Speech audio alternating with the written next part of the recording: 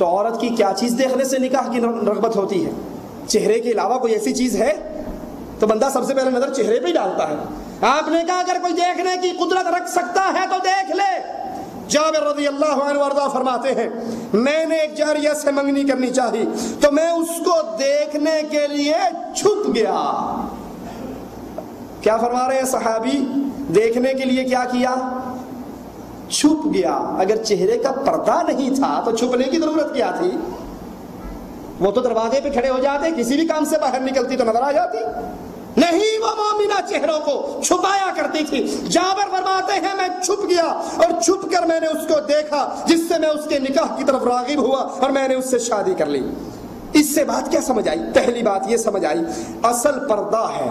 اگر عورتیں پردہ نہ کرتی تو نبی کا یہ فرمانا کس زمرے میں آتا؟ فَإِنِ اسْتَطَاعَ أَن يَنظُرَ إِلَى مَا يَدْعُوهُ إِلَى نِكَاحِهَا، کہ اس کو دیکھ لے جس کی وہ چیز دیکھنے سے اسے نکاح کی رغبت ہو۔ اس کا مطلب ہے کہ وہ پردہ کرتی تھی، اسی لیے تو آپ نے کہا نا دیکھ لے۔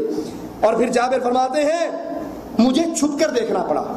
اور پھر شادی ایک عظیم عمل ہے جس کے لیے پردے کی رخصت کو تھوڑا سا نرم کیا گیا منگیتر کے لیے کہ اگر وہ چھپ کر دیکھ سکتا ہے تو دیکھ لے، اسے شریعت اجازت دیتی ہے۔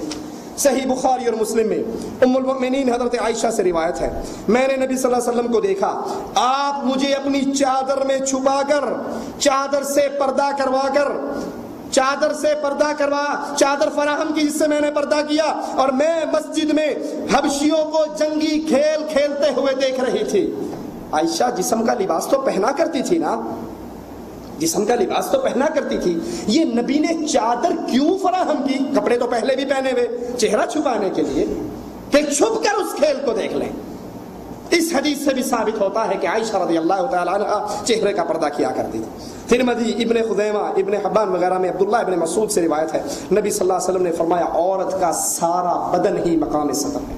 سارا بدن، پورا بدن عورت کا چھپانے کے قابل ہے۔ جیسے میں نے پہلے مثال دی، 10 ریال ہوں گے تو یہاں رکھ لو گے، 150 ریال ہوں گے تو اور چھپاؤ گے، اور 2-4 ہزار ریال ہوں گے تو بینک کے اندر رکھو گے۔ جتنی چیز قیمتی ہوتی ہے اس کی سیکورٹی اتنی ہی زیادہ ہوتی ہے۔ اور عورت تو دنیا کی تمام چیزوں میں نیک عورت متاع عزیز ہے، وہ جتنی قیمتی ہے اسلام کہتا ہے کہ اس کا پورا بدن ہی چھپانے کے قابل ہے۔ سنن اربع کے اندر، دارمی کے اندر، دارقطنی کے اندر روایت ہے مغیرہ بن شعبہ رضی اللہ عنہ وارضاہ سے روایت ہے جس میں وہ اپنا ایک قصہ واقعہ بیان کرتے ہیں میں نے ایک عورت سے شادی کا ارادہ کیا، نبی صلی اللہ علیہ وسلم سے بات کی تو آپ نے فرمایا جاؤ جا کر اسے ایک نظر دیکھ لو، جاؤ جا کر اسے ایک نظر دیکھ لو، یہ تمہاری شادی کے دیر پر رہنے کا سبب ہے۔ میں نے اس کے والدین کو نبی صلی اللہ علیہ وسلم کا ارشاد سنایا لیکن انہیں شاید یہ بات اچھی نہ لگی۔ لڑکی نے یہ بات سن لی کہ نبی نے اس کو اجازت دی ہے اور پردے کی اور سے کہنے لگی اگر واقعی تمہیں رسول اللہ صلی اللہ علیہ وسلم نے ایک نظر مجھے دیکھنے کی اجازت دی تو آؤ دیکھ لو، وگرنہ یہ بات آسان نہیں ہے کہ تم مجھے دیکھ سکو، تمہیں نبی نے اجازت دی ہے تو میں راضی ہوں، آؤ ایک نظر مجھے دیکھ لو۔ وہ فرماتے ہیں میں نے کئی شادیاں کی لیکن جتنی معزز میرے دل میں یہ بیوی رہی اور کوئی نہ رہی۔ تو اصل کیا ہے؟ پردہ۔ وہ پردے کے پیچھے کھڑی ہے، اوٹ میں ہے اور کہتی ہے کہ اگر تمہیں رسول اللہ صلی اللہ علیہ وسلم نے اجازت دی ہے تو آؤ اور مجھے دیکھ لو۔ نبی اکرم صلی اللہ علیہ وسلم نے حضرت حفصہ کو ایک طلاق دی، ان کے 2 خالو ان کے پاس آئے اور طلاق کے بارے میں ان سے دریافت کیا۔ حضرت حفصہ نے فرمایا اللہ کی قسم ایسا تو نہیں کہ آپ کا دل مجھ سے بھر گیا ہو اور دل بھر جانے کی وجہ سے آپ نے طلاق دے دی ہو، بلکہ کوئی اور وجہ ہے۔ اور جب آپ اللہ کے نبی صلی اللہ علیہ وسلم لوٹ کر میرے پاس آئے تو میں نے بڑی چادر اوڑھ کر پردہ کر لیا، بڑی چادر اوڑھ کے پردہ کر لیا۔ رسول اللہ صلی اللہ علیہ وسلم نے فرمایا کہ جبرائیل میرے پاس ہیں اور انہوں نے آ کر کہا ہے کہ یہ تیری جنت کی بیوی ہے، یہ قوامہ اور صوامہ ہے، روزے رکھتی ہے، قیام کرتی ہے، تو اس سے رجوع کر۔ حضرت عائشہ فرماتی ہیں جس واقعے کے اندر ان کا ہار گما اور وہ اس جگہ پہ آ کر سو گئی کہ میں خیر سو گئی، لیٹ گئی، تھوڑی دیر کے بعد صفوان رضی اللہ عنہ وارضاہ جو لشکر کے پیچھے گرے پڑی سامان کو دیکھنے کے لیے آ رہے تھے، وہ اس مقام پر آئے اور انہوں نے مجھے سوتا ہوا دیکھا۔ وہ مجھے دیکھ کر پہچان گئے کیونکہ پردے کے حکم کے اترنے سے پہلے وہ مجھے دیکھ چکے تھے۔ صحیح بخاری کی روایت ہے۔ کہاں گئے وہ کہنے والے؟ قرآن و حدیث میں کوئی دلیل بھی نہیں ہے، صحیح بخاری کی روایت ہے۔ وہ مجھے پہلے پردے کے احکام نازل ہونے سے پہلے دیکھ چکے تھے، انہوں نے مجھے پہچان لیا اور پہچان کر انا للہ و انا الیہ راجعون پڑھا۔ میں ان کی آواز سن کر اٹھ کے بیٹھ گئی، میری آنکھ کھل گئی تو میں نے اپنا چہرہ اپنی چادر سے ڈھانپ لیا۔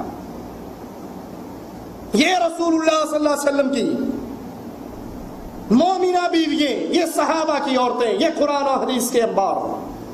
اور جو چہرے کے پردے کے قائل نہیں ہیں، ایک جملہ وہ بھی کہتے ہیں، ذرا اسی پہ غور کر لو، وہاں پر بھی فیصلہ ہو سکتا ہے۔ وہ کیا کہتے ہیں جی، جب فتنے کا ڈر ہو، جب فتنے کا ڈر ہو تو چہرے کا پردہ کرنا ان کے نزدیک بھی واجب ہے، جب فتنے کا ڈر ہو۔ کیا خیال ہے آج کا جو معاشرہ ہے یہ فتنے والا معاشرہ ہے یا امن والا معاشرہ ہے؟ کیوں جی بولیے اللہ کے لیے؟ اس کیبل، اس ڈش انٹینے نے، اس انٹرنیٹ کی گندی ویب سائٹوں نے ہمارے معاشرے کے اندر فتنے کو، زنا کو، بدکاری کو عام کیا ہے یا نماز روزے کو عام کیا ہے؟ واللہ میں اس رمضان سے پہلے لاہور میں تھا اور لاہور کے اندر میں نے خود خبر اخبار پڑھی، اس میں پورا آدھا پیج چھپا ہوا لاہور ہی کا واقعہ۔ ایک 16 سال کے بچے نے 4 سالہ بچی معصوم سے بدکاری کی۔ نیو ہسپتال کے اندر وہ بچی داخل تھی اور میں خود وہاں جمعہ پڑھانے گیا ہوا تھا۔ اخبار کے اندر اس بچے کا پورا انٹرویو آیا۔ اس نے کہا میں فلاں دوست کے پاس بیٹھا تھا تو وہاں کیبل کے اوپر گندی فلمیں چل رہی تھی جو میں دیکھ رہا تھا، وہاں سے اٹھا فلاں کے پاس گیا، وہاں بھی کیبل پر گندی فلمیں بدکاری کی چل رہی تھی، ان کو دیکھا۔ پھر فلاں دوست کے پاس گیا، وہ چرس کی سگریٹیں پی رہے تھے، مجھے بھی دی، وہ میں نے پی۔ اور جب میں انہی خیالات میں گھرا ہوا گھر آیا تو پڑوسی کی بچی 4 سال کی باہر کھڑی تھی، میں اسے اٹھا کر لے گئی اور اپنی منہ کالا کر کے وہ زخمی حالت میں ہوگی اسپتال میں داخل کروائی۔ یہ آج کا معاشرہ گندا معاشرہ ہے، فطروں کا معاشرہ ہے، شیطان اس کے اوپر غالب ہے۔ گھر گھر کے اندر کیبل ہے، گھر گھر کے اندر گانے ہیں، گھر گھر کے اندر گندی فلمیں ہیں، سڑکوں کے اوپر چائے کی طرح گندی سیڑھیاں بک رہی ہیں۔ پورا معاشرہ یہودیوں کی اس وار کے زیر اثر ہے۔ اس معاشرے کے اندر پردہ کرنا واجب ہے تاکہ آپ کی اور میری بچیوں کی عزتیں محفوظ رہے۔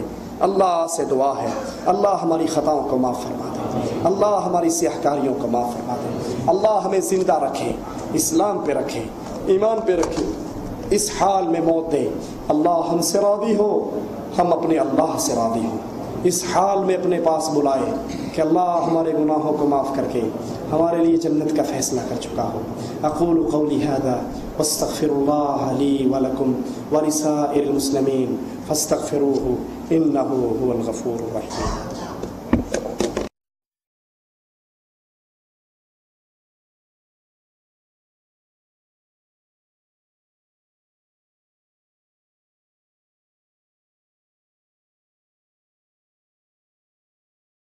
نے پردہ کے موضوع پر بڑا مفصل خطاب سنا ہے۔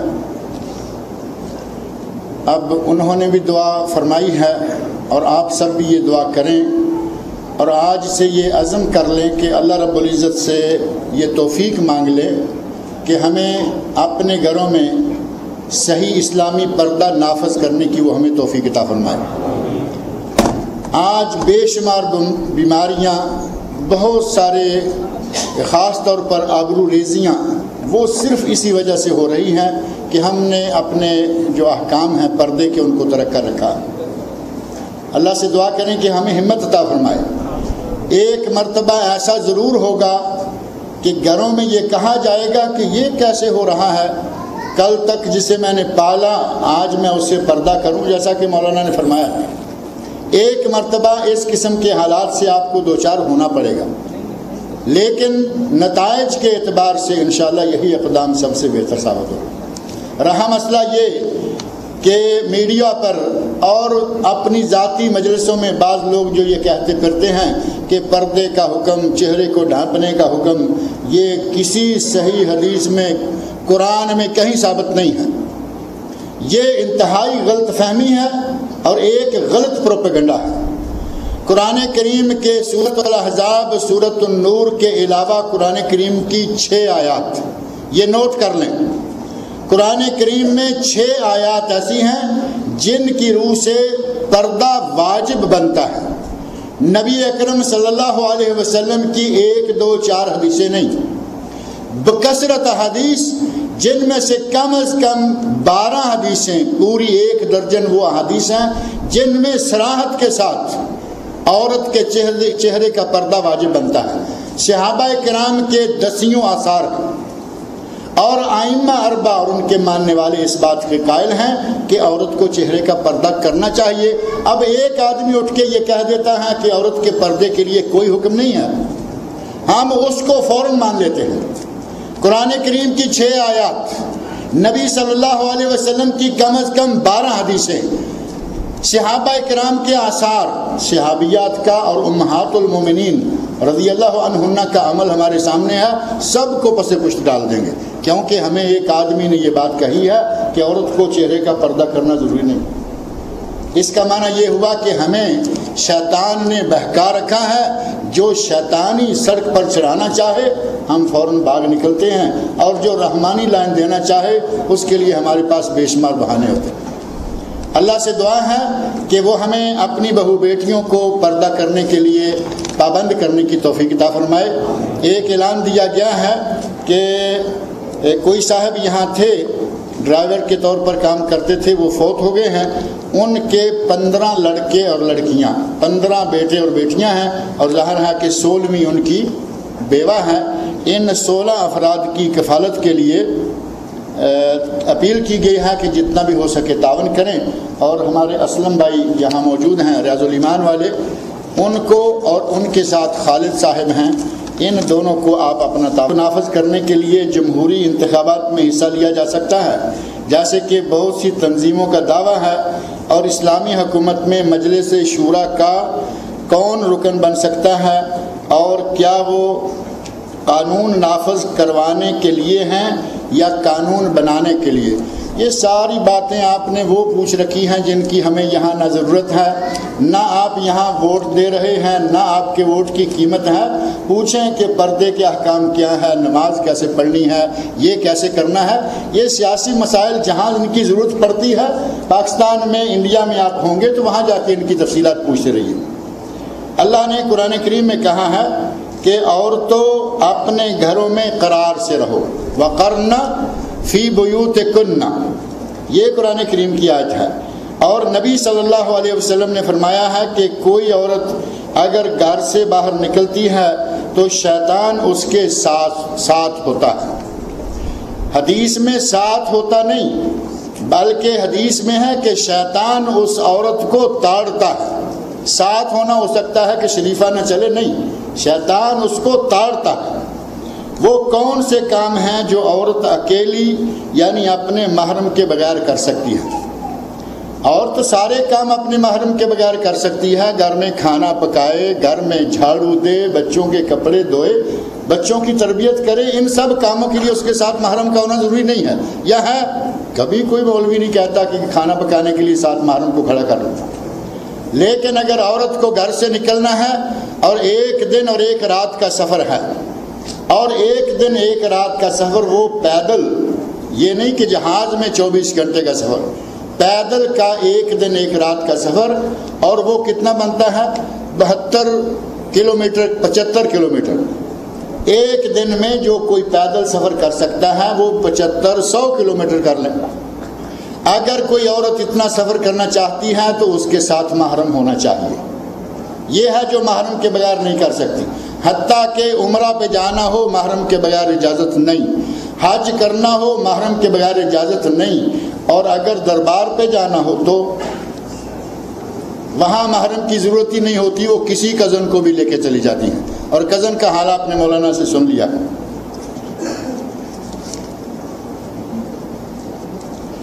یہ ایک سوال ہے جس میں لکھا ہے کہ ڈاکٹر ذاکر نائک صاحب کہتے ہیں کہ چہرے کا پردہ نہیں ہے۔ مولانا نے نام نہیں لیا، اللہ تعالیٰ جزائے خیر دے۔ اب سوال والے نے آہستہ آہستہ نام لے ہی آئے ہیں۔ ڈاکٹر ذاکر نائک کہے، دنیا کا کوئی بھی آدمی کہتا رہے، اگر قرآن اور سنت سے ایک بات ثابت ہو جائے، چاہے کوئی بھی کہتا رہے، اس کی بات قابل قبول ہوگی یا نہیں ہوگی؟ اس کی بات قابل قبول ہوگی؟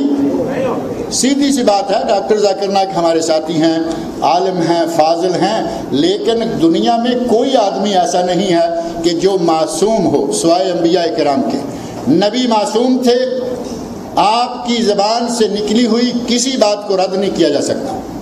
امام مالک رحمۃ اللہ علیہ مسجد نبوی میں درس دیا کرتے تھے، اور درس کے دوران وہ فرمایا کرتے تھے کل یؤخذ و یرد علیہ، ہر آدمی کی بات مانی بھی جا سکتی ہے، رد بھی کی جا سکتی ہے، الا صاحب حاذ القبر و یشیر الی قبر النبی صلی اللہ علیہ وسلم، نبی صلی اللہ علیہ وسلم کی قبر کونے میں تھی، اس طرف اشارہ کر کے فرماتے کہ اس شخص کی بات رد نہیں کی جا سکتی، اس کے علاوہ ہر کسی کی بات کو چھوڑا بھی جا سکتا ہے، اور اگر وہ صحیح ہو تو اسے لیا بھی جا سکتا ہے۔ یہ چہرے کے پردہ کے سلسلہ میں ڈاکٹر ذاکر نائک صاحب کی بات جو ہے وہ درست نہیں ہے۔ ڈش اور کیبل نے تو ہمارے ملکوں میں انڈیا، پاکستان، بنگلہ دیش وغیرہ میں بہت ہی عام فتنہ پیدا کیا ہوا ہے، اس میں کوئی شک نہیں، لیکن یہاں پر جو پاک سرزمین ہے یہاں بھی تو بہت ہی عام ہو چکا ہے۔ جب ڈش مارکیٹ میں ہی نہ ہو تو پھر فتنہ کیسے ہوگا، اس پر روشنی ڈالیں۔ بہت اچھی بات ہے، اللہ تعالیٰ سے دعا کریں کہ اللہ اس ڈش کو اس دنیا سے ہی اٹھا دے۔ اب رہا یہ کہ میں ڈش کو روک پاؤں گا، یہ آپ جانتے ہیں کہ یہ میرے بس میں نہیں ہے۔ اللہ سے دعا کی جا سکتی ہے، میں بھی کرتا ہوں، آپ بھی کیجئے کہ اللہ تعالیٰ اس ڈش کا ہی ستیہ ناش کر دے۔ یہ سعودی عرب میں ہو، خلیجی ممالک میں ہو، پاک و ہند میں ہو، یہ جہاں بھی جائے گی اپنے ساتھ فتنے لائے گی، اور وہ فتنے آپ کے سامنے موجود ہیں۔ احرام کی حالت میں عورت کو منہ کا پردہ نہیں کرنا، کوئی بھی چیز آڑ کر لینی چاہیے، لیکن آج کل تو اس قدر بھیڑ ہوتی ہے کہ ہم بار بار چہروں کو بند کریں یا کھولیں تو کیا یہ چہرے پر پردہ باندھ لے گا، اس سے ہمیں دم لازم ہوگا۔ عرض یہ ہے کہ نبی اکرم صلی اللہ علیہ وسلم کے ساتھ آپ کی بیویوں نے حج کیا اور صحابیات نے حج کیا، اور ایک نہیں کئی ایک واقعات کتب حدیث میں موجود ہیں، اور ان صحابیات نے کہا کہ ہم نے نبی صلی اللہ علیہ وسلم کے ساتھ حج کیا اور ہم نے اپنے چہروں پر پردے باندھے نہیں، لیکن جب بھی غیر محرم مرد سامنے آ جاتے سادلت احدانا جلبابہا من راسہا علی وجہہا، تو ہم میں سے کوئی ایک جس کو بھی پتہ چلتا کہ کوئی غیر محرم سامنے آیا ہے اپنے سر سے پردے کو گرا کر وہ اپنے چہرے کا پردہ کر لیتی، اور جب وہ لوگ غیر محرم مردوں کا قافلہ گزر جاتا تو ہم اپنے چہرے کو ننگا کر لیتے۔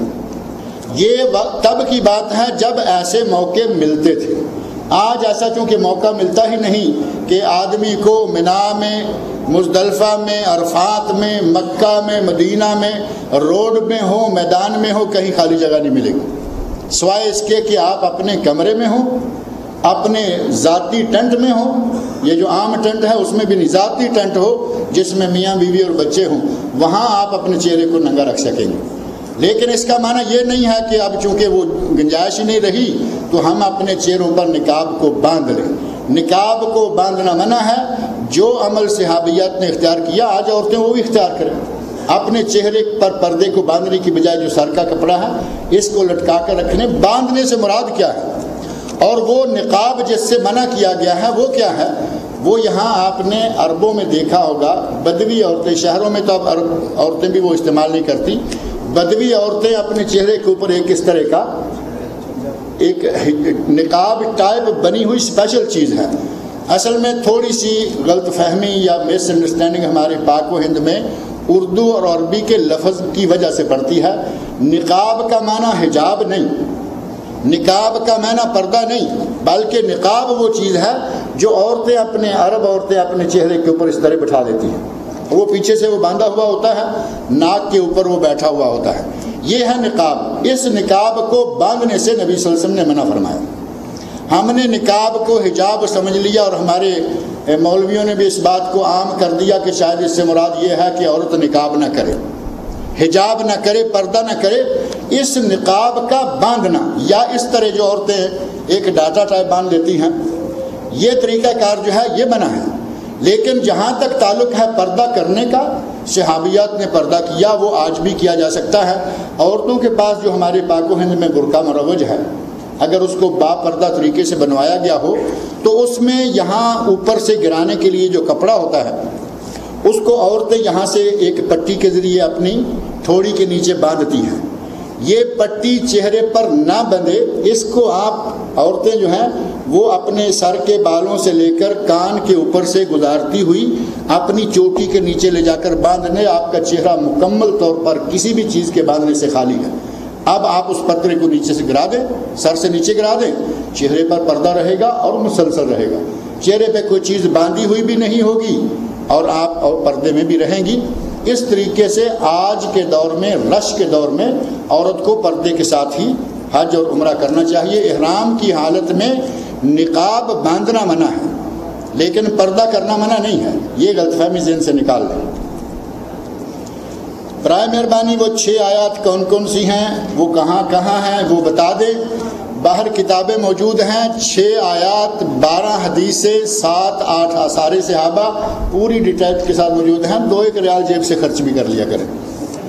فرض نماز کے بعد سر پر ہاتھ رکھ کر یا قوی ورد پڑھنا، یہ نبی صلی اللہ علیہ وسلم سے قطعاً ثابت نہیں ہے، یہ بنا لیا ہے کسی نے یا قوی، اور پھر وہ شاید اپنی آنکھوں پہ بھی کچھ انگلیاں پھیرتے ہیں، یہ ورد نبی صلی اللہ علیہ وسلم سے ثابت نہیں ہے، یہ بنایا ہوا ہے۔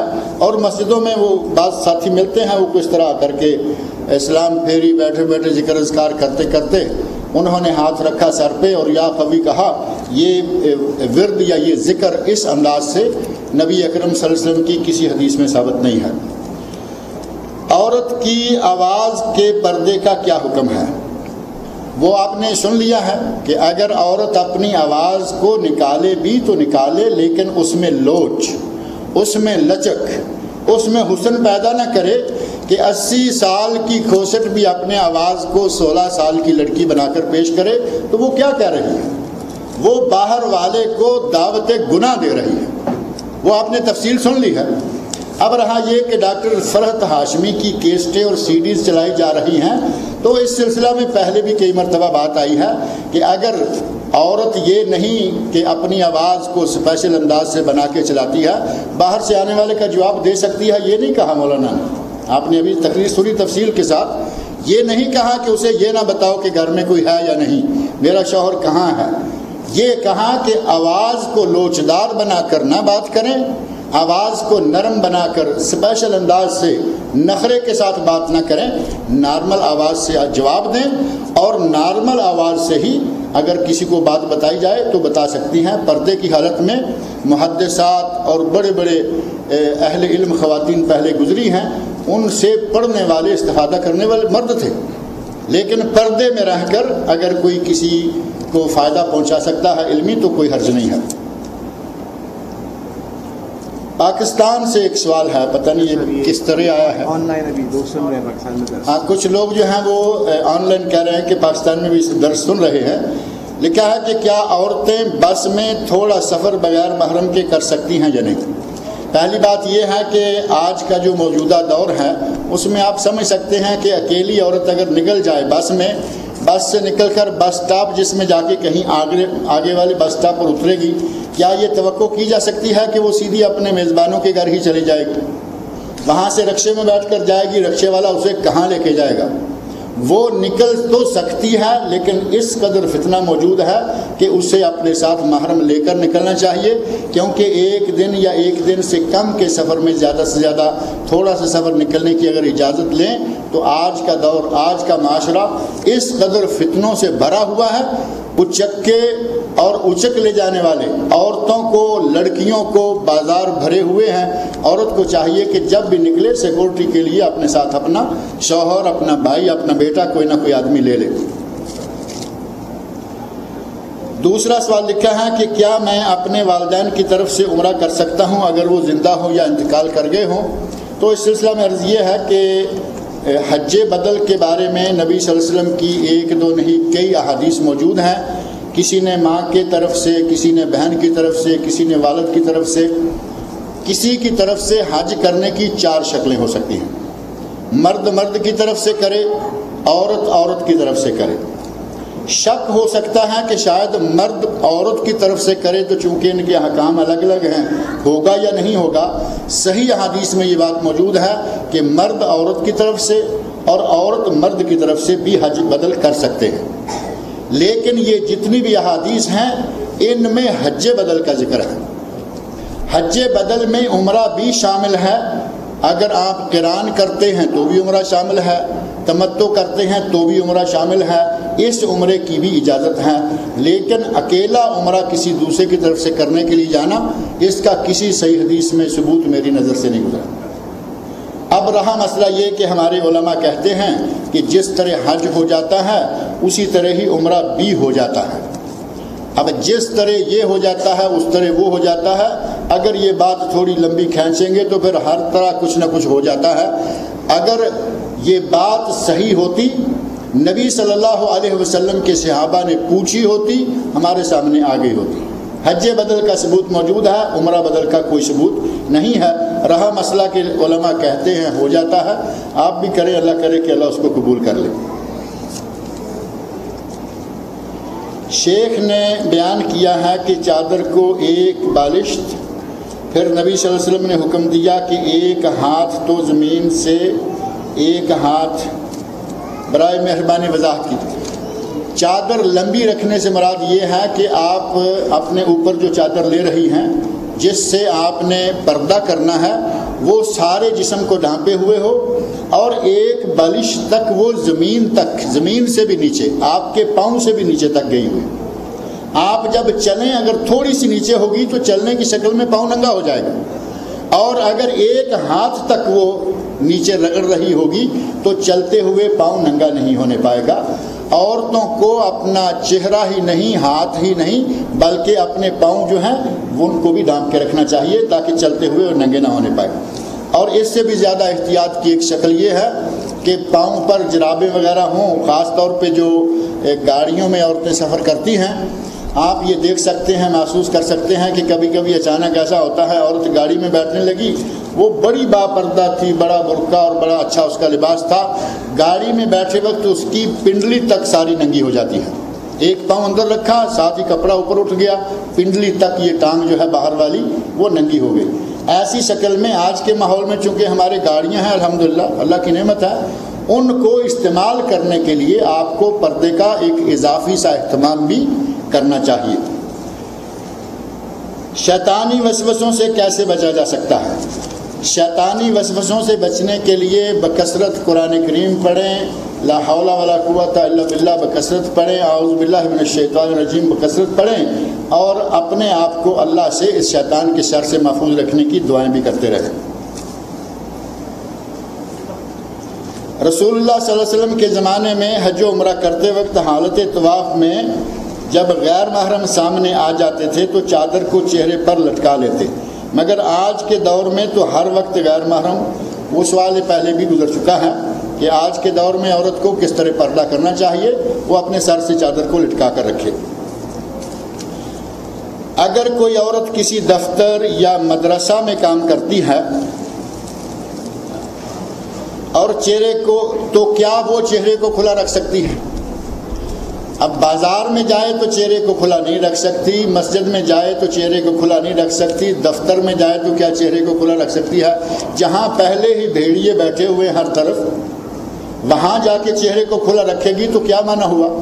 سیدھا سیدھا اپنے آپ کو یہ فتنے کی گود میں ڈال رہی ہے۔ عورت کو جہاں بھی جانا ہے، مسجد کے اندر چلی جائے، عورتوں کا اجتماع ہے، اب وہاں صرف عورتیں ہیں، اپنا چہرہ ننگا کر لیں۔ کسی گھر میں چلی جائے جہاں صرف عورتیں ہیں، کسی تقریب میں چلی جائے جہاں صرف عورتیں ہیں، وہاں اپنے چہرے کو ننگا کر لیں۔ لیکن یہ کہ دفتر میں جہاں صاحب مرد بھی موجود ہیں یا کسی ایسی جگہ جہاں مرد موجود ہیں، وہاں عورت چہرے کو ننگا نہیں کر سکتی۔ کہتے ہیں کہ عورت کا سروس کے لیے گھر سے باہر نکلنا کیسا ہے؟ اگر عورت کسی ایسی جگہ سروس کرتی ہے جہاں وہ پردے کا مکمل اہتمام کر سکتی ہے، جاتے ہوئے، آتے ہوئے اور وہاں رہتے ہوئے، تو وہ عورت سروس کر سکتی ہے۔ مثلا لڑکیوں کا اسکول ہے، وہ اس میں پڑھاتی ہے، اندر صرف لڑکیاں ہی ہوں گی، پڑھانے کے لیے جاتی ہے، راستے میں وہ پورا اہتمام کرتی ہے، باپردہ جاتی ہے، باپردہ آتی ہے، کوئی حرج نہیں۔ لیکن اگر وہ وہاں جا کے بے پردہ ہو جاتی ہے اور وہاں اس کے ساتھ کولیگ مرد بھی ہیں، وہ سکول ہو، وہ ہاسپٹل ہو، وہ چاہے کوئی بھی جگہ ہو، کمپنی کا دفتر ہو، بینک ہو، اگر جا کے اسے بے پردہ ہونا پڑتا ہے، ضروری ہے، ایسی سروس کرنا قطعاً جائز نہیں ہے۔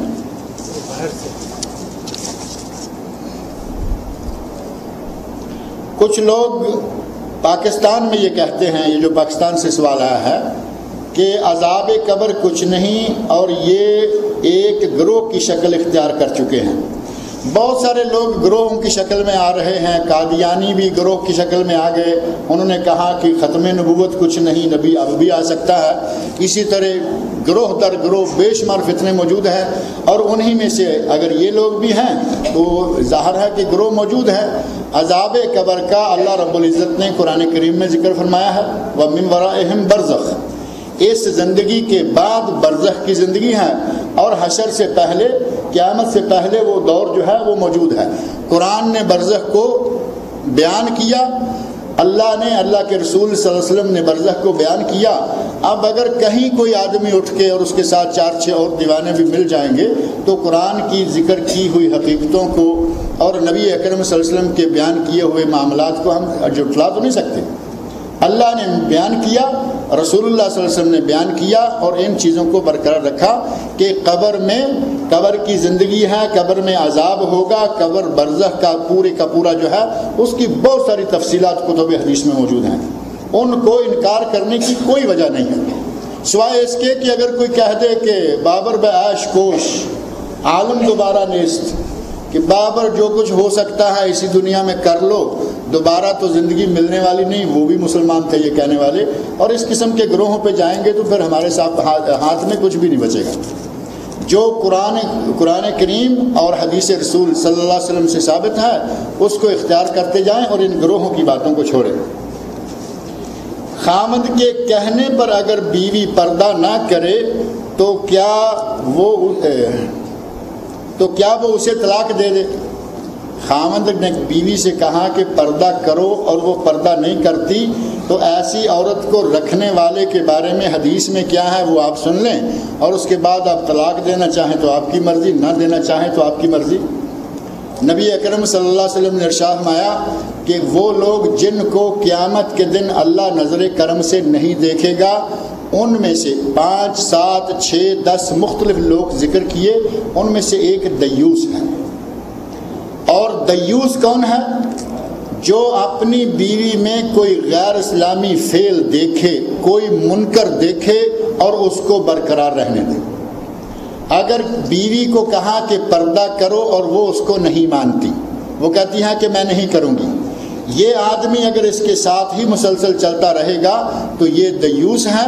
اب یہ اس کو رکھ کے دیوسی کی زندگی گزارنا چاہتا ہے تو گزارتا رہے، اور اگر دیوسی سے نکلنا چاہتا ہے تو اس کا حل آپ کے ہاتھ میں موجود ہے، وہ آپ اختیار کر سکتے ہیں۔ کیا قرآن پڑھتے وقت سر ڈھانپنا ضروری ہے؟ قرآن پڑھتے وقت چونکہ اللہ کی کتاب ہے، اس کے جتنا بھی ادب اور احترام کے ساتھ اس کی آپ تلاوت کریں گے اتنا ہی بہتر ہے۔ لیکن اگر کوئی آدمی اپنے گھر میں ہے تو چونکہ قرآن کریم نماز نہیں، نماز میں عورت کا سر کو ڈھانپنا واجب اور ضروری ہے۔ ننگے سر نماز نہیں ہوگی، چاہے وہ 7 کوٹڑیوں میں جا کر نماز پڑھے، لیکن قرآن کریم کی تلاوت کے لیے یہ شرط نہیں ہے کہ وہ ضرور سر کو ڈھانپ کر پڑھے، لیکن چونکہ یہ کلام الہی ہے اس کا جتنا بھی ادب احترام کیا جائے گا اتنا ہی بہتر ہے۔ چاشت کی نماز کا وقت کب تک رہتا ہے؟ چاشت کی نماز، چاشت جو ہے وہ ہے صلاۃ الضحیٰ۔ صلاۃ الضحیٰ جو سورج نکلنے کے بعد، پہلے ہے صلاۃ الاشراق یہ، اور دوسرے نمبر پر ہے ضحیٰ جس کو آپ صلاۃ الاوابین بھی کہہ سکتے ہیں۔ 2 نمازیں ہیں سورج نکلنے کے بعد اور ظہر سے پہلے، اور صلاۃ الاوابین جو ہے وہ تب تک ہے جب تک کہ ظہر کی نماز کا وقت قریب نہ ہو جائے۔ اور وہ شروع کب ہوتا ہے؟ نبی اکرم صلی اللہ علیہ وسلم کا ارشاد صحیح مسلم میں موجود ہے کہ جس وقت ہینا ترمز الفصال، صلاۃ الاوابین کا وقت وہ ہے جب اونٹ کے بچے کے پاؤں ریت پر جلنے لگے۔ اب اگر آج کے موسم میں اونٹ کے بچے کے پاؤں ریت پر جلنے کا تصور کیا جائے تو کب ہوگا؟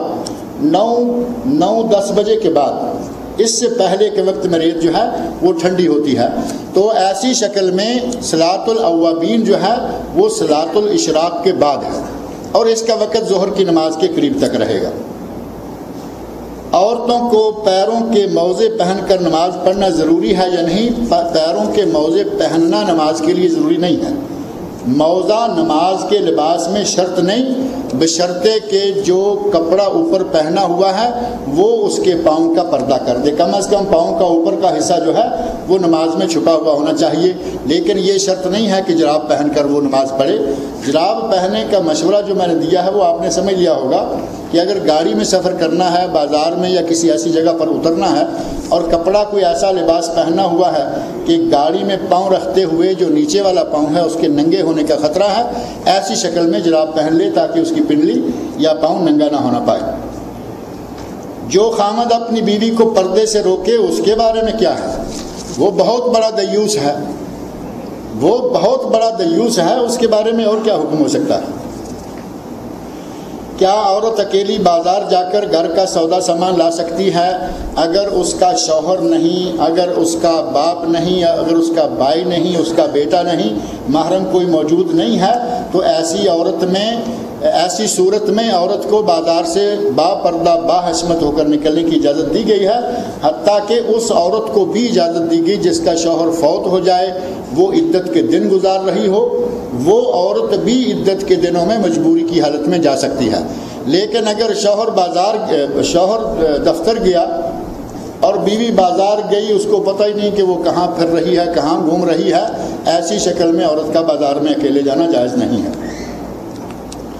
کیا عورت ٹیلی فون یا انٹرنیٹ کے ذریعے غیر محرم سے گھر کی چیزیں منگوا سکتی ہے؟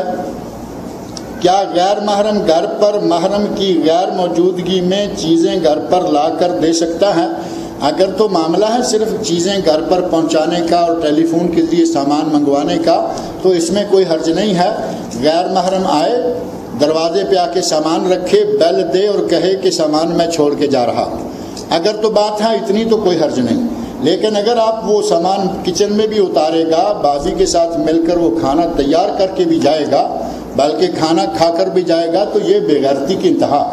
اور ایسے کتنے لوگ موجود ہیں کہ ان کی بیویوں کے ساتھ ان کے دوست آ کے کچن میں گھسے ہوئے ہوتے ہیں اور کہتے ہیں جی بھابھی کے ساتھ ذرا ہیلپ کر رہا ہے، خود بھی گھوم رہا ہے گھر میں اور دوست آ کے کچن میں اس کی بیوی کے ساتھ کھانا پکانے میں مصروف۔ یہ بے غیرتی ہے، یہ اسلامی معاشرے کی باتیں نہیں ہیں۔ رہا مسئلہ کہ دکان کا سیلز مین ہے، وہ آیا، دروازے پہ سامان رکھا، بیل دی، اپنا سامان اٹھا لو، کوئی حرج نہیں۔ شوہر گھر پر نہیں ہے، خاتون نے ٹیلی فون کیا، بھائی ہمارے گھر میں دہی نہیں ہے، روٹی نہیں ہے، خبز نہیں ہے، وہ پہنچا کے جاؤ، اور وہ لاتا ہے، لے جاتا ہے، دروازے پہ رکھتا ہے، بیل دے کے چلا جاتا ہے، کوئی حرج نہیں۔ لیکن اب اس کو اندر داخل کر لے غیر محرم کی موجودگی میں، یہ جائز نہیں ہے۔ ایک عورت جس نے اسلام قبول کیا ہوا ہے، اس کا چھوٹا بچہ بھی ہے، وہ ایک اچھے اور نیک مسلمان آدمی سے نکاح کرنا چاہتی ہے، اس عورت کے مسلمان غیر مسلم میں رشتہ دار ہوگا، وہی نا والدین یا رشتہ دار ہوگا کہ وہ غیر مسلمان ہیں، تو کیا ایسی صورت میں ایک قرآن و سنت کا طالب علم دو گواہوں کی موجودگی میں ان کا نکاح پڑھا سکتا ہے؟ ایسی صورت میں ولی کا کیا حکم ہے؟ تو اس سلسلہ میں عرض یہ ہے کہ اگر کوئی غیر مسلم ہے، اس کے سارے رشتہ دار، وہ مسلمان ہو گئی، باقی رشتہ دار سارے غیر مسلم ہیں، تو اس کے بارے میں نبی صلی اللہ علیہ وسلم کا ارشاد ہے، انا ولی من لا ولی لہ، جس کا ولی کوئی نہ ہو اس کا ولی میں ہوں۔ اب نبی کے قائم مقام ہر مولوی نہیں ہو سکتا، نبی کے قائم مقام اس علاقے کا قاضی ہو سکتا ہے، یہ نہیں کہ کہیں بھی اسے لے جائیں اور مولوی صاحب کلمے پڑھا دیں۔ آپ کے خبر میں محکمہ شریعہ کے قاضی کے سوا کوئی نکاح نہیں پڑھا سکتا ایسی عورت کا، وہاں جائے، کیونکہ قاضی کے پاس وہاں اسلامک سینٹر موجود ہیں۔ اگر یہ سوال انگلینڈ سے ہے تو وہاں اسلامک سینٹر موجود ہے، اسلامک سینٹر کا کوئی مسئول جو نکاح وغیرہ کروا رہا ہے، یہ ذمہ داری اس کی ہوگی، اور اس کے پاس گورنمنٹ کی طرف سے باقاعدہ اجازت ہونی چاہیے کہ اس کے پاس اسے کہتے ہیں ولایہ خاصہ، یعنی یہ گورنمنٹ کی طرف سے باقاعدہ اتھورائز پرسن ہے کہ وہ اس قسم کے لوگوں کے نکاح کر دے۔ ہمارے یہاں خبر میں اس قسم کے نکاح ہوتے ہیں، ہمارے قاضی حضرات نکاح کرتے ہیں، وہ باپ کے قائم مقام ہو جاتے ہیں اور حکومت کی طرف سے وہ باقاعدہ اتھورائز پرسن ہوتے ہیں۔ اگر کوئی مسلم ملک نہیں ہے، غیر مسلم کنٹریز ہیں، وہاں اسلامک سینٹرز میں اس قسم کے ادارے موجود ہیں، وہاں نکاح کرنے کے سارے انتظامات موجود ہیں۔ دستانے پہن کر نماز نہیں ہوتی تو کیا ہم بڑی سی چادر لے کر نماز پڑھ سکتی ہیں؟ یہ کس نے کہا ہے کہ دستانے نماز کے لیے پہننے ضروری ہیں؟ نماز کے لیے دستانے اور جرابیں فرض نہیں ہیں، پردہ جتنا ہو سکے، آپ صرف پردے کی حد تک کافی ہے۔ آپ اب دستانوں کو اور جرابوں کو نماز کے لیے ضروری کر دیں گی تو یہ مسئلہ بہت لمبا ہو جائے گا۔ بڑی چادریں ہوں جن میں سارا جسم ڈھک جائے، اور گھر کے اندر ہوتے ہوئے شلوار قمیض جو بھی کوئی پہنتا ہے، وہ لباس پہنا ہوا ہے، اس کے اوپر بڑی چادر لیں اور نماز پڑھیں۔ دستانوں کا اور جرابوں کا نماز کے ساتھ کوئی وجوب کا تعلق نہیں ہے۔ اگر عورت انڈیا میں ہے اور وہاں کے سارے کام یعنی بچوں کی پرورش، اسکول، مارکیٹ وغیرہ سب اکیلی کرتی ہے، جو کہ اس کی مجبوری ہے، لیکن پردہ کے ساتھ کرتی ہے، اگر وہ پوری طرح با پردہ رہتی ہے، پردہ کے ساتھ مجبوراً وہ باہر اندر آتی جاتی ہے، تو انشاءاللہ وہ گناہ گار نہیں، وہ مجبوری کی حالت میں یہ کام کر سکتی ہے۔ تصویر بنانا حدیث کی روح سے منع ہے، ویڈیو کے بارے میں کیا اجازت ہے؟ تصویر منع ہے، اس میں کوئی شک نہیں ہے، اور ویڈیو جو ہے اس کو حلال کوئی بھی نہیں کہتا، لیکن ایک بات چھوٹی سی ذکر کر دوں کہ اگر کسی کے گھر میں ویڈیو ہے، اس میں 24 گھنٹے فلمیں چلتی ہیں، جیسا کہ ابھی پہلے آپ نے سنا، فلمیں، ویڈیو، نیٹ جو کچھ بھی ہے آج کل گندگی پھیلا رہے ہیں، اگر اس ویڈیو پر 24 گھنٹے میں کبھی ایک آدھ گھنٹہ کسی مولوی کی بات سننے کو مل جائے تو کیا یہ برا ہے؟ مسلسل 24 گھنٹے جو فلمیں دیکھیں گے اس پر۔ اگر آپ کے پاس کوئی ویڈیو کسی تقریر کی ہے، کل کو کوئی اپنے گھر میں مولانا توصیف الرحمان کی یہ تقریر سننے کے لیے ویڈیو لگا لیتا ہے، تو کیا یہ فلم اچھی ہے یا یہ ویڈیو اچھا ہے؟ اس سے کچھ فائدہ ہوگا؟ اسی ناحیہ سے علماء کرام نے اس کی صرف اجازت دی ہے، اس کو حلال اور اس کو مستحب اور اس کو مسنون کوئی نہیں کہتا۔ ان کا کہنا ہے کہ برائی کے مقابلہ میں یہ کچھ تھوڑی سی فائدہ مند چیز ہے، دین کی نشر و اشاعت اور تبلیغ کا ایک اچھا ذریعہ ہے، اس کو آج یہاں ڈالیں گے، کل آپ اس کو انٹرنیٹ پہ ڈال سکتے ہیں، دنیا اس سے زیادہ فائدہ اٹھا سکتی ہے، اس اعتبار سے اس کی گنجائش دی گئی ہے کہ ایک ضرورت ہے، اور آج کے دور کی خاص طور پر۔ مسلمان بچیوں کو دینی تعلیم دینی ضروری ہے یا مخلوط تعلیم کے ذریعے ڈاکٹر انجینئر بنانا چاہیے؟ نیز مخلوط تعلیم کے تعلق سے تفصیلی روشنی ڈالیں۔ مخلوط تعلیم کے سلسلہ میں تفصیلی روشنی ڈالنے کی ضرورت نہیں ہے، جہاں لڑکے اور لڑکیاں اکٹھے پڑھتے ہیں وہاں ظاہر ہے کہ پردے کا اہتمام ہو نہیں سکتا، ایسے اسکولوں میں مسلمان بچیوں کی تعلیم کے لیے کوئی گنجائش نہیں۔ رہا مسئلہ یہ کہ دینی تعلیم ضروری ہے، دینی تعلیم کے لیے اور عام دنیاوی تعلیم کے لیے جہاں باقاعدہ اسلامی رواج موجود ہے کہ بچیوں کے الگ اسکول ہیں، گرلز اسکول اور بچوں کے الگ ہیں، اسی طرح گرلز کالج بھی موجود ہیں، جہاں گنجائش ہے وہاں بچیوں کو تعلیم دلائیں، لیکن جہاں گنجائش نہیں ہے وہاں دینی تعلیم پر ہی اکتفا کر لیں۔ دینی تعلیم کے لیے ادارے سارے کے سارے پورے پردے کے ساتھ لڑکیوں کے لیے الگ اور لڑکوں کے لیے الگ وہ ادارے موجود ہیں، ان کی طرف توجہ دیجیے۔ یہ ضروری نہیں ہے کہ آپ کی بیٹی ڈاکٹر ہو یا انجینئر ہو، سب سے پہلے یہ ضروری ہے کہ آپ کی بیٹی مسلمان ہو، اسے ایک نیک مسلمان ماں کے سارے قواعد، قوانین اور اصول آتے ہوں، اور کل کو وہ ماں اور اس معاشرے کا ایک اہم حصہ بننے والی ہے، لہٰذا ڈاکٹر انجینئر بنانے کی بجائے اسے دیندار بنائیں۔ اور اگر کہیں کچھ ایسے ادارے موجود ہیں کہ وہ بچیوں کو الگ سے تعلیم دیتے ہیں، ڈاکٹری بھی، انجینئرنگ بھی، تو کوئی حرج نہیں ہے، ان کو آپ پڑھا سکتے ہیں۔ سوال ہے کہ عورت اگر شوہر کی بات نہ مانے تو کیا اس پر سختی کی جا سکتی ہے؟ اگر کوئی دنیا داری بات نہ مانے تو سارے سختی کرتے ہیں، جب دین کی باری آتی ہے تو پھر جھیپ جاتے ہیں، یہ ہماری اپنی پتہ نہیں کہاں کی پالیسی ہے۔ دنیا داری معاملہ میں عورت شوہر آ کے سو جائے ڈیوٹی سے، بچے ذرا شور مچائیں تو عورت کے سر پہ چڑھ کے نکلتے ہیں، لیکن دینی معاملے کی کوئی پرواہ نہیں کرتے۔ یہ ہماری کمزوری ہمارے اندر ہے، ہماری عورتوں میں نہیں ہے۔ اپنے ذاتی معاملات، ذاتی مسائل، دنیا داری، اس کے لیے ہم بڑے گرم ہوتے ہیں، جیسے معاملہ دین کا آتا ہے وہ ڈھیل دے دیتے ہیں، نتیجہ یہ نکلتا ہے کہ آہستہ آہستہ عورت جو ہے وہ خود سر ہو جاتی ہے۔ عورتوں پہ سختی کرنا جائز ہے، لیکن سختی اتنی زیادہ نہ ہو۔ سختی کتنی ہے قرآن و سنت میں اس کی وضاحت موجود ہے. عورت کو مارو لیکن اتنا نہیں کہ اس کو زخمی کر دو. چہرے پہ نہ مارو, جسم کے کسی حصہ پہ مارو تو زخمی نہ کر دو. ضرب ہو غیر مبرح, جو زخمی کرنے والی اور ہڈی کو ننگا کرنے والی نہ ہو. اس کی نوبت کب آئے گی؟ جب وہ آپ کی بات کو کسی بھی شکل میں نہ مانے. بستر الگ کریں, یہ نہیں کہا کہ بات نہ مانے تو سیدھا اس کو گھر سے ہی نکال دیں, صرف بستر الگ کر لیں. نہیں مانتی مارے, نہیں مانتی کسی بھی شکل میں, اور آپ کے معاملات مطالبات دینی ہیں, پھر اس کو فارغ کر دیں, پھر اس کو رکھنے کی آپ کو ضرورت نہیں ہے. جہیز کا اسلام میں کیا تصور ہے؟ اسلام میں جہیز ہوتا ہی نہیں. تصور تو ہوتا ہے اگر کوئی چیز ہو اور اس کو بیان کیا جائے. جہیز نام کی کوئی چیز اسلام میں ہے ہی نہیں, لہذا اسلام میں جہیز کا کوئی تصور نہیں ہے. آج کل شوہر اور بیوی دونوں کے لیے کمانے کا فیشن بن گیا ہے. یعنی آج کل کہتے ہیں کہ یہ گاڑی ہے, یہ دو پہیے ہیں, وہ بھی کمائے وہ بھی کمائے, گھر میں ضروریات مصروفیات بہت ہیں. مصروفیات نہیں, مصروفات یعنی اخراجات بہت ہو گئے ہیں, لہذا تم بھی کماؤ میں بھی کماؤں, بیوی بھی کمائے شوہر بھی کمائے, مل کر اس گھر کو چلائیں. تو یہ فیشن ہے.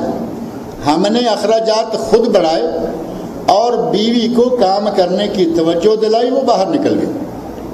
پہلے نہ کبھی اس قسم کی فضول خرچیاں ہوتی تھیں, نہ یہ ضرورتیں ہوتی تھیں, اور نہ ہی مرد مجبور ہوا کرتے تھے کہ عورت کو گھر سے نکالیں. دو حرفی بات ہے کہ اگر کہیں جائز کام جس میں شرعی حدود و قیود کے اندر رہتے ہوئے, پردے اور حجاب کے احکام کے اندر رہتے ہوئے کام کرنے کی گنجائش ہے, کر لیں, کوئی حرج نہیں ہے.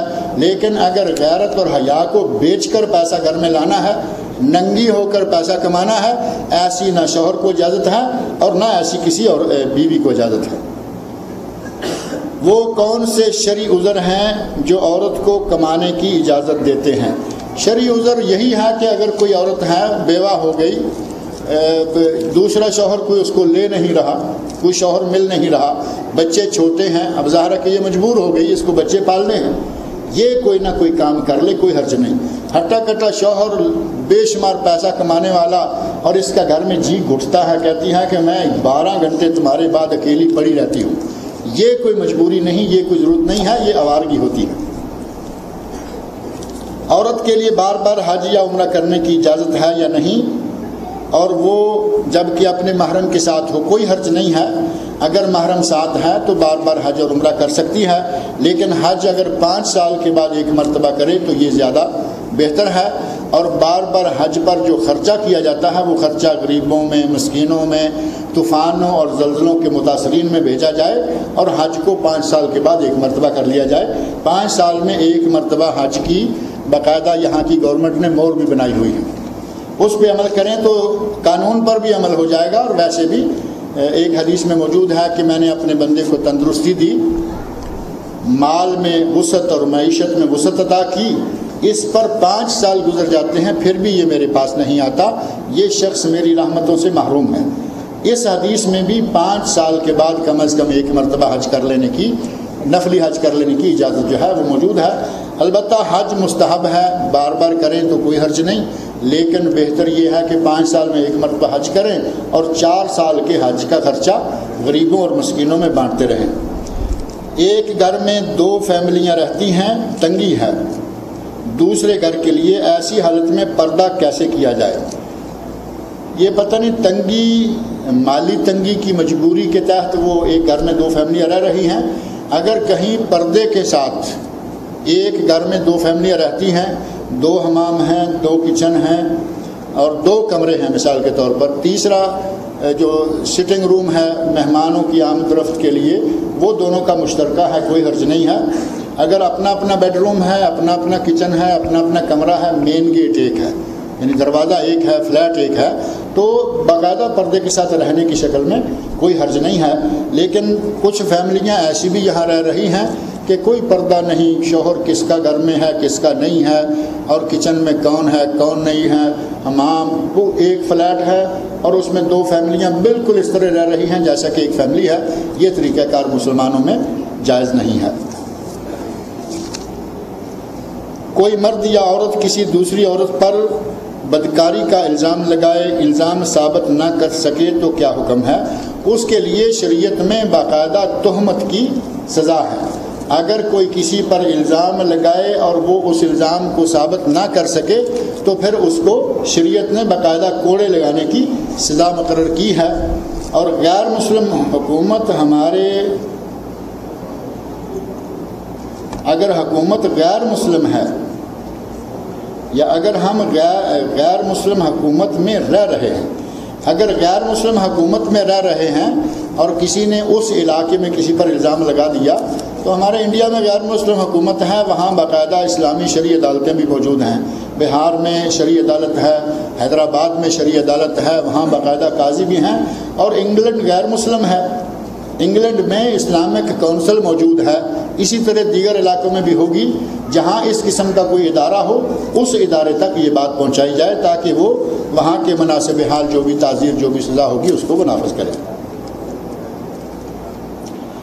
دل میں بہت گھبراہٹ اور اچانک دل میں الجھن اور پریشانی محسوس ہوتی ہے، اس کے لیے کوئی عمل بتائیں۔ تو شاہ صاحب میں نحال بتائیں تو اچھا ہے۔ یہ چھوٹی سی 2 ریال کی ایک دعاؤں کی کتاب ہے، 2 ریال کی، حصن المسلم کے نام سے ہمارے پاکستان کے علماء نے اس کو اردو میں ترجمہ بھی کر رکھا ہے، اور بنگلہ میں بھی ہے، انگلش میں بھی ہے۔